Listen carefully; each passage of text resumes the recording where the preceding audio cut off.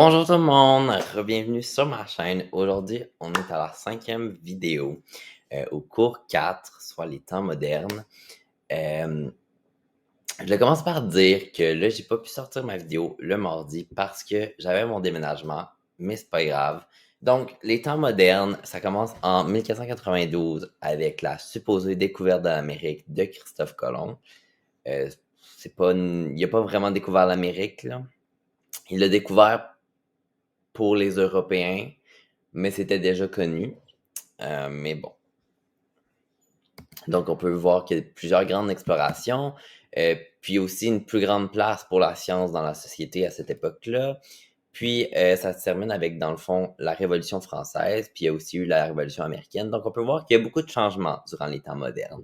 Fait qu'on va commencer par la Haute Renaissance, le Cinquecento, qui veut dire 500 en italien, qui est court pour 1500, puisque ça commence en 1500. Donc, on commence avec le portrait de Lisa Gherardini de Léonard de Vinci, ou mieux connu sous le nom de Mona Lisa, qui veut dire Madame Lise. Dans le fond, c'est un tableau qui a beaucoup de couches de peinture, à un point tel qu'on dirait que les yeux suivent le regardeur. Mais c'est juste une technique de peinture incroyable, qui a d'ailleurs jamais été surpassée par aucun autre artiste autre que Léonard de Vinci lui-même. Puis dans le fond, c'est le premier sourire qu'on peut voir dans un portrait à cette époque-là. Puis il y aurait peut-être un jeu aussi avec le mot Gioconda, qui veut dire joyeuse en italien. Parce que, tu sais, on dit souvent la Joconde. On appelle souvent ce tableau-là la Joconde parce que ça viendrait du mot, dans le fond, Gioconda, qui veut dire joyeuse. Fait que ça serait peut-être le petit jeu ici du mot joyeuse parce qu'elle a un petit sourire. C'est pour ça qu'on l'appelle la Joconde. Ensuite, c'est le premier portrait de 3/4. Ce qui veut dire, avant, c'était des portraits de profil, mais aujourd'hui, c'est rendu des portraits 3/4. Ce qui veut dire comme ça. Puis, c'est un tableau très humaniste parce que ici, Mona Lisa, c'est une humaine. Le tableau n'est pas à propos d'un divin, d'une personne sainte. C'est vraiment juste la femme d'un monsieur qui a payé Léonard de Vinci pour avoir un portrait d'elle. Puis on peut supposer qu'elle est enceinte ou qu'elle vient d'avoir un enfant, puisqu'elle a comme un petit voile sur les cheveux, qui était dans le fond la tradition à l'époque de porter ça lorsqu'on venait d'avoir un enfant ou qu'on allait avoir un enfant. On peut aussi dire de Léonard de Vinci que c'est un artiste autodidacte, ce qui veut dire que il a appris par lui-même comment peinturer, il a fait lui-même ses tests, puis c'est ça que ça a donné, c'est quand même incroyable. Il y a aussi une technique qui est quand même intéressante de parler, c'est le sfumato ou la perspective atmosphérique, qui est dans le fond de mettre les éléments les plus loin un peu en flouté, puis ceux qui sont plus proches, plus clairs. Comme quand on va au sommet d'une montagne puis qu'on regarde au loin, souvent il y a des éléments qui vont être plus embrouillés, puis il y a certains qui vont être plus clairs, ceux les plus proches vont être plus clairs, puis ceux les plus loin vont être plus embrouillés. Fait que Léonard de Vinci est le premier à mettre ça en application dans la peinture.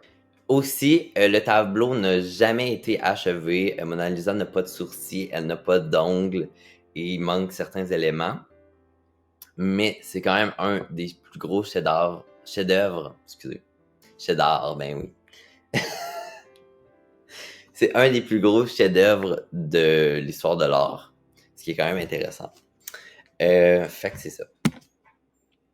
Ensuite, on a Sainte-Anne, la Vierge et l'Enfant Jésus de Léonard de Vinci. Premier élément important de noter, c'est que les personnages qui sont saints et divins n'ont aucun nimbe. Donc, on est vraiment dans l'humanisme pur et dur. Les divins, les saints sont rendus représentés comme des humains. C'est quand même intéressant. Ensuite, on peut voir qu'il y a une composition pyramidale, ce qui veut dire que tous les éléments montent vers la tête de Sainte-Anne, faisant une certaine composition pyramidale, ce qui est quand même assez populaire lors du Cinquecento. Parce que ça monte vers le ciel. Puis les artistes voulaient monter vers le ciel parce que c'était comme Dieu. Puis l'art devient très raffiné, si on veut. Comme ici, la scène, on peut aussi remarquer qu'il y a une composition pyramidale qui est assez stable. Là. Jésus, sa posture est assez stable et tout. Puis elle s'élève vers le ciel. En plus, on a directement la porte derrière lui qui présente le ciel. Puis on a enfin la suggestion de la profondeur, ce qu'on n'avait pas vraiment avec les autres artistes avant, lors du Quattrocento. Ça commençait, mais on n'était pas encore là. On avait des petites affaires de perspective, mais là, on est vraiment ici dans de la profondeur, vraiment. Là. Ensuite, on a le mariage de la Vierge par Raphaël. Ce tableau-là, on peut remarquer que Marie, la Vierge, n'est pas nimbée, puis qu'elle est même au même niveau que Joseph, qui était qu'un simple humain. Le tableau est aussi extrêmement mathématique et symétrique. Puis, il y a différents plans, ce qui est quand même intéressant. Comme on a le premier plan où il y a le mariage, il y a le deuxième plan avec les gens qui se promènent sur la sorte de... Je dirais pas une terrasse, mais une certaine plaza. Ensuite, on a le troisième plan qui est comme l'édifice, puis on a le quatrième plan qui se trouve à être les montagnes, puis le cinquième plan qui pourrait être le ciel. Puis dans l'art de la Renaissance, le dernier plan devient souvent le ciel, parce que le ciel, c'est comme quelque chose de divin, c'est comme quelque chose un peu paradis, c'est comme très intéressant. On peut aussi remarquer qu'il y a une perspective linéaire à point de fuite unique. Dans le fond, il y a beaucoup de lignes qui mènent vers la petite entrée du bâtiment où on peut apercevoir le ciel. Puis, on en remarque aussi une certaine perspective atmosphérique, le sfumato, dans le fond où on voit les petites montagnes qui sont un peu toutes floues au fond. Ensuite, on a la Pietà de Michel-Ange, très belle sculpture, incroyable. Marie ici, elle a une apparence très jeune. Tu sais, Jésus a environ 33 ans. Puis Marie, on dirait qu'elle en a 18. C'est quand même très drôle. Mais c'est vraiment pour montrer la pureté de Marie. Ensuite, on peut remarquer aussi que c'est une grosse composition pyramidale. On peut aussi dire que c'est une sculpture monochrome, ce qui veut dire qu'elle n'a qu'une seule couleur, soit la couleur du marbre. Ensuite, de Michel-Ange, on a aussi le David, qui est dans le fond une ronde bosse d'un nu masculin calipige. Calipige qui veut dire qu'il a de belles fesses. On peut remarquer qu'il y a encore un contrapposto.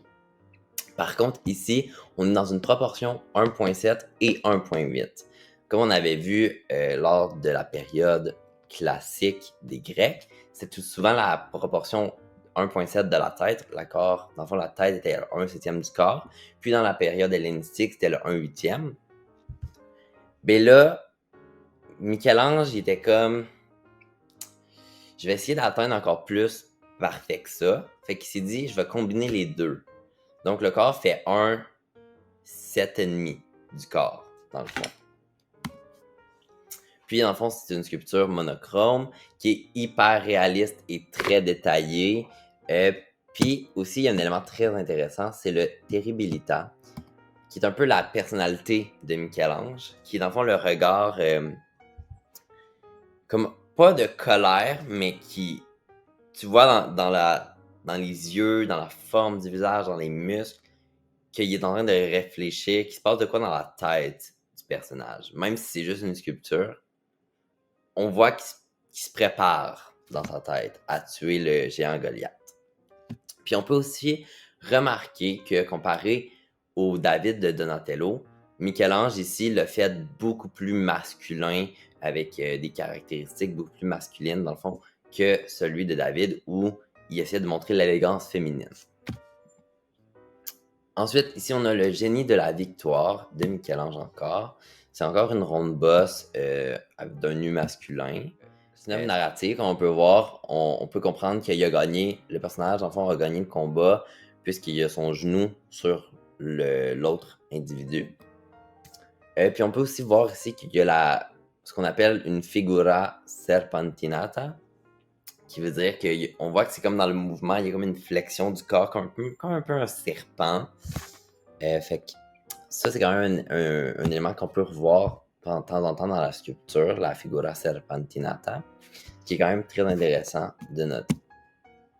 Ensuite, pour finir avec Michel-Ange, on a les fresques de la voûte de la chapelle Sixtine. Je les ai pas toutes mis parce qu'il y en a beaucoup, puis c'est une œuvre immense, mais j'ai mis ceux-là que je trouvais les plus intéressantes, comme on peut voir ici. Puis ça, dans le fond, c'est vraiment la peinture de Michel-Ange. Tout le monde connaît la peinture à droite, là, où Dieu touche la main d'Adam, ben presque, touche presque la main d'Adam. À gauche, on peut apercevoir le jugement dernier de Michel-Ange. Donc on peut voir qu'il y a vraiment, Michel-Ange a vraiment fait de l'art religieux, parce que dans le fond, il a été mandaté par le pape lui-même pour faire ces œuvres-là. Mais ce qui est quand même drôle, c'est que le pape avait toujours de quoi chialer contre Michel-Ange. Il disait « Ah, t'es pas assez rapide, blablabla, blablabla. » Puis Michel-Ange, c'était comme un peu une personne assez impatiente dans la vie, qui avait pas beaucoup de tolérance. Fait qu'à un moment donné, il a juste punché dans la face le pape. Ah, this bitch! C'est quand même très drôle.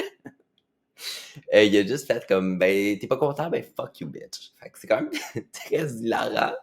Moi, je l'adore, c'est un icon. Parce que frapper le pape à cette époque-là, il fallait le faire. Fallait le faire. C'est quand même intense. OK, maintenant, moving on. Ensuite, on a les ambassadeurs de Hans Holbein le Jeune, qui est un tableau très intéressant parce que, comme on peut voir, tous les éléments qu'on peut remarquer démontrent la richesse et les connaissances, qui parlent vraiment de l'époque du Cinquecento, parce que c'est vraiment là où les gens commencent à vouloir avoir beaucoup de connaissances, à vouloir vraiment partager ces connaissances-là. Et on peut voir une anamorphose, soit la tête de squelette. Si dans le fond, on se penche de côté, plus de même, on peut remarquer en bas qu'il y a une tête de squelette, comme ça, si on le regarde du bon angle. Puis dans le fond, cette anamorphose-là signifie Memento Mori, qui est c'est quand même très populaire, ou on peut le remarquer dans plusieurs tableaux lors du Quinquecento.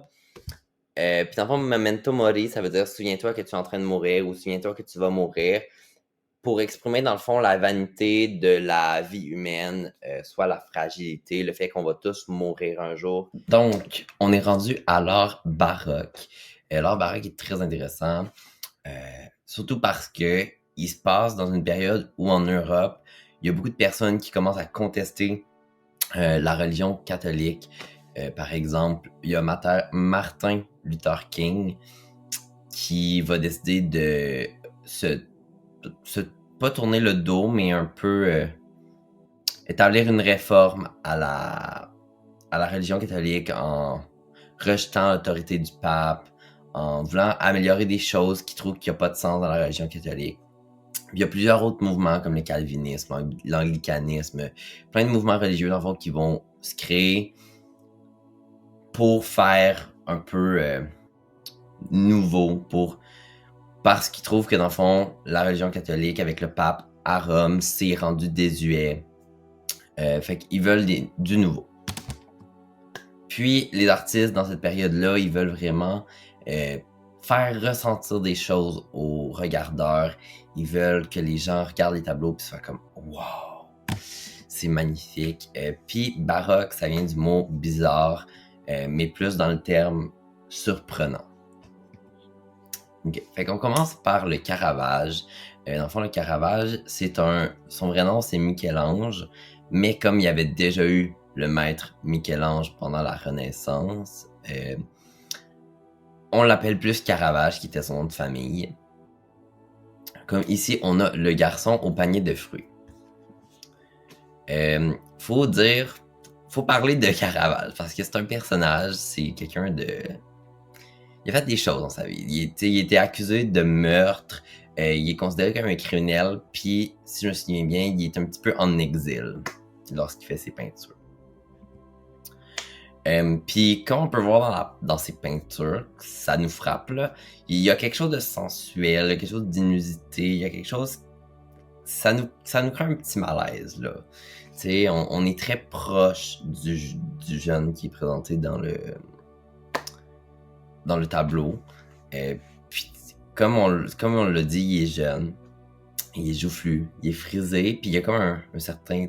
La posture, puis ses yeux, son visage, renvoie quelque chose d'un peu sexuel, sensuel. Donc, on a un petit malaise avec ce qu'il fait, Caravage.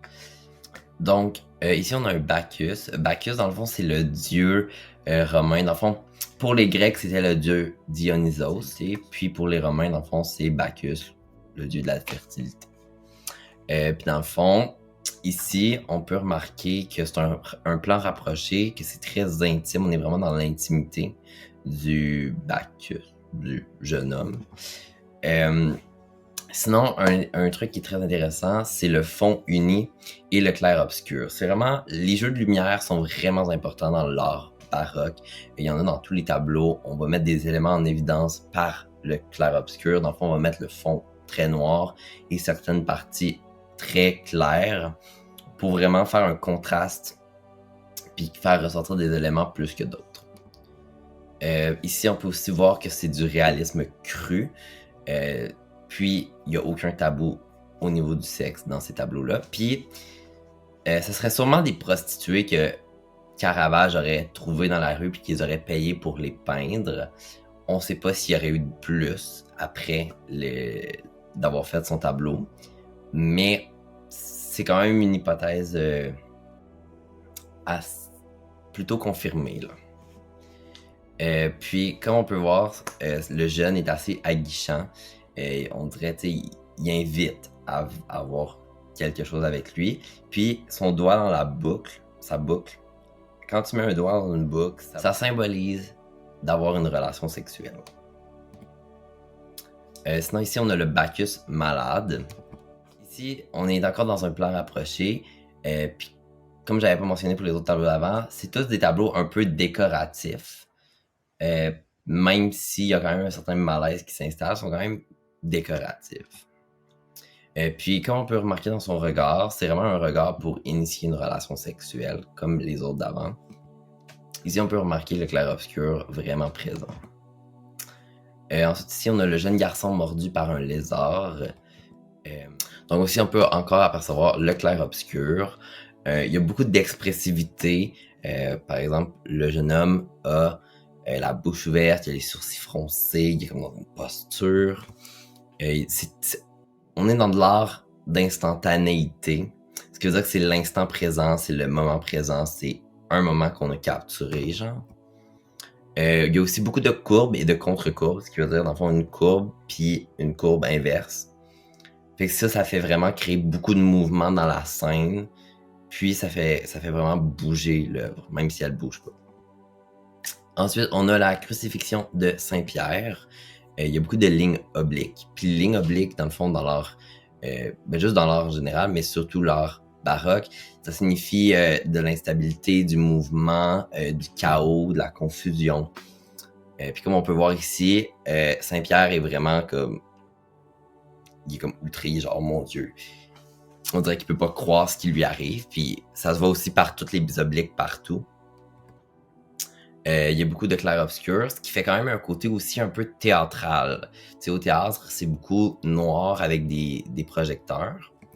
Fait que c'est vraiment ce côté-là qu'on va chercher dans l'art baroque, le théâtre, le clair-obscur, l'expressivité aussi. Tu sais, on peut voir ici que Saint-Pierre, il a pas l'air d'avoir du fun. C'est très émotif aussi. Tu sais, on a beaucoup de compassion pour Saint-Pierre. Ça a l'air d'être assez douloureux aussi. Ensuite, on a Judith et Holoferne, comme j'en avais déjà parlé avant. C'est un sujet qui revient souvent, surtout dans l'art baroque. Ici, c'est celui du Caravage. C'est très sanglant aussi, là, comparé aux autres qu'on avait vus avant. Puis dans le fond, ça, on va appeler ça une décollation, ce qui veut dire qu'on va couper le cou. On va appeler ça une décollation parce que col, ça vient du mot cou. C'est pour ça qu'on va appeler ça un col de chemise ou quelque chose comme ça. Donc une décollation, c'est couper le cou. C'est très sanglant et émotif, comme je disais. Puis c'est vraiment un tableau qui est en action, très théâtral. Ensuite, on a J'ai été le ferme, mais de Artemisia Gentileschi. On voit très bien le clair-obscur, l'effet théâtral. Toutefois, celui-là, il est quand même intéressant parce que Judith ressemble beaucoup à l'artiste Artemisia et Holoferne ressemble beaucoup à l'homme qui l'a violé. Fait qu'on peut croire que c'est peut-être Artemisia, parce que je veux quand même dire que c'est une artiste femme et qu'on n'en parle pas beaucoup des artistes femmes, fait que je suis quand même content qu'on puisse parler d'une artiste femme aujourd'hui. C'est quand même intéressant parce que c'est un peu comme si elle reprenait sa vengeance sur l'homme qui l'avait violée dans un tableau. Fait que c'est quand même très intéressant. Puis on finit avec les Ménines de Diego Velázquez, un de mes tableaux préférés. Ici, on voit qu'il y a une mise en abîme en arrière, le portrait ici du roi et de la reine d'Espagne à l'époque. Puis dans le fond, c'est un tableau que Diego avait déjà fait par avant. Puis dans le fond, Diego Velázquez, c'était un peu le peintre de la royauté espagnole à l'époque. Puis, dans ce tableau-là, il veut vraiment montrer l'arrière-scène. Tu sais, dans le fond, la petite fille au centre, là. Je vais juste me tasser. Ici, c'est la princesse. Puis, ça c'est Diego. Dans le fond, il s'est mis lui-même dans le tableau, ce qui est quand même très drôle. Mais il veut montrer à quel point ça prend de personnes pour s'occuper d'une petite fille de la royauté. À quel point c'est absurde qu'il y ait autant de gens qui s'occupent d'une petite fille.